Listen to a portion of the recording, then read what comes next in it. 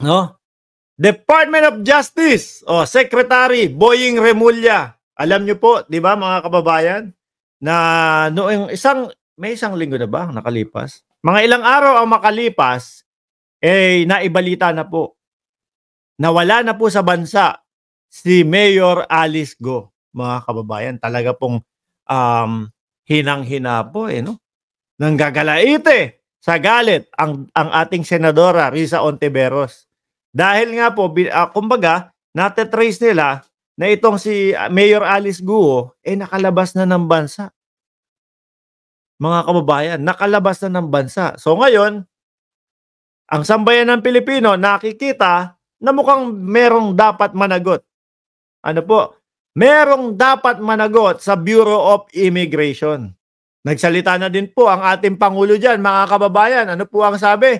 Kung sino man, Pangulo natin kung sino man ang may kaugnayan sa pagkawala o paglipad o pag-alis ng bansa kay Mayor Alice Guo siguradong mananagot. Siguradong magbabayad sa batas.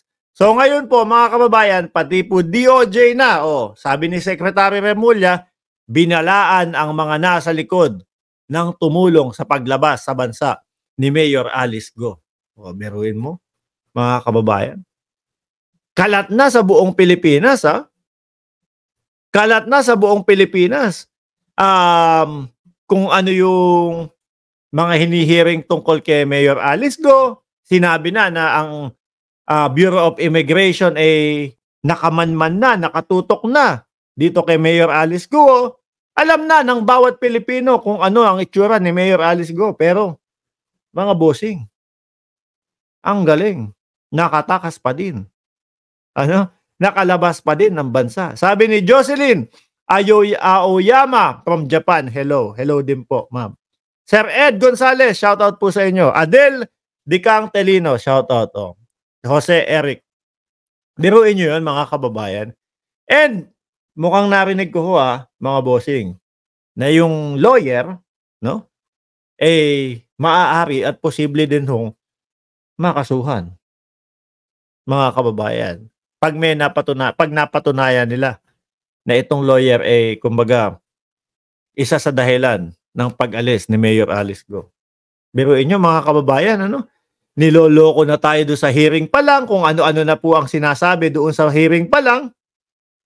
Mga kababayan, nandoon yung pinagmukhang engot, pinagmukhang tanga ang ating mga senador, ang mamamayang Pilipino. Di ho ba?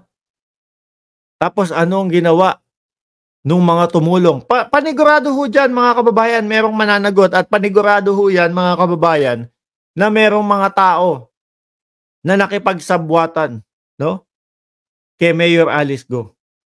Pag yun po napatunayan, malamang po punta ho sa oblo yun. Pasok ho sa oblo yun, mga bossing. Biruin nyo, galit na galit ang Department of Justice. Pati ho ang ating Pangulo, nagsalita na talaga. Na lahat ng nakisali, lahat ng tumulong, may kalalagyan kayo. Alona Alejandro, hi Mark, watching from Winnipeg, Canada, like done, 96. Bagal kasing magpatupad ng batas. Pera-pera lang yan, sabi ni LMAO. Doon pa lang ho, no, mga kababayan, yung patong-patong na kasinungalingan na yung kanyang mga sinasabi doon sa Senado, doon pa lang dapat, kumbaga, meron ng lookout na agad no? Sobra, grabe ang sinapit ng Senado ng Pilipinas dito kay Mayor Alice Go. At ang kagandahan din po niyang hearing na yan, mga kababayan, madami pong natuklasan. Kasi ang focus lang niyan, una, Pogo. No? Pogo lang, Tapos ano po yung narating, mga kababayan? Na-discover na ang nagpapatakbo o ang mayor ng Banban ay isang Chino. Which is sampal po sa ating mga mamamayang Pilipino. Biruin mo, pinapatakbo ng isang dayuhan ang isang syudad, no? Nang hindi Pilipino. Yung ating mga bayani nga ho, mga bossing di ba? Talagang pinilit 100% na sinigurado ho nila na walang makasasakop na ibang bansa sa atin. Subalit ayun, ngayon, no, nangyayari ho. Isang hindi Pilipino ang nagpapatakbo ng syudad. sampal ho din yan sa mga bayani na lumaban po para sa kalayaan ng mamamayang Pilipino. Hello, Boss Mark. Watching from Taiwan. Like done. Number 100. Aba, sakto ka. Giovanni Oxden, Pang 100 ka. Ma'am Lorelai DSNR. Shoutout din po sa inyo. Dapat lang makulong ang lahat ng nagkasala.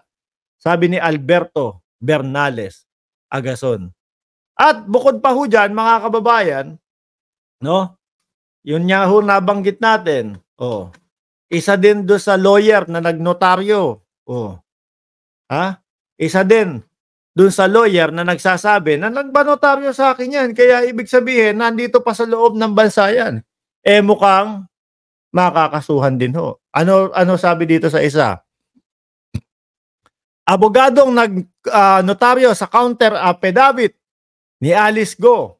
Planong kasuhan o sampahan ng kasong kriminal sakaling mapatunayan, no? Ito ay nagsisinungaling. Parang narinig ko dyan, parang sa kotse lang, no? Binigay yung ID na ito si Alice Go, etc., etc. Hindi po ako sure, mga bossing. Pero parang ang narinig ko dyan, nasa kotse lang daw, tapos binigay yung ID, tapos gano'n na, nagnotaryo na, no? Kung nakikipagsabuatan talaga, para pagmukain lang na nasa Pilipinas si Alice Go, nako, mga mananagot po talaga itong mga ito. May kalalagyan ho talaga itong mga ito, mga kababayan. Biruin mo, kung sakali na totoo itong mga ito, mga kababayan, ang daming napapaikot. Ang daming napapaikot ng pera ni Alice Go. Yung ibang mga kababayan natin, mga bossing, nakakalungkot.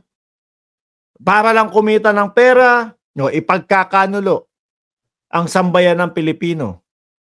Maghuhudas sa bayan ng Pilipinas. Biruin niyo po yun. Parang ang isa sa pinakamahirap gawin yung maghudas ka sa bayan mong Pilipinas. Grabe na ho yun, mga kababayan. Lugmok na ang ating bansa tapos meron pang mga tao na nakikipagsabwatan sa mga taong ganito ang gawain. Sa mga taong lalong nagpapahirap po sa bansang Pilipinas, mga boss. Sabi ni Tagalognak, TV, Mark watching from California, dami dapat sipain yung abogado na nagnotaryo. I hope it's worth it, lol. Kung 10 million lang bayad sa notaryo, nakukulang. Nakikipagsabwatan yung iba, kumita lang ng pera. Lorelai DSNR, Alice Go, dapat makulong ng life imprisonment sa Pilipinas. Kaya lang kapag kaganyan, kaya nga umalis na din ng bansa yan Kaya nga lumabas ng bansa na din yan, mga bossing Kasi alam niya, may ipit na siya. Lalo yung mga siguro, yung mga bumaback up sa kanila.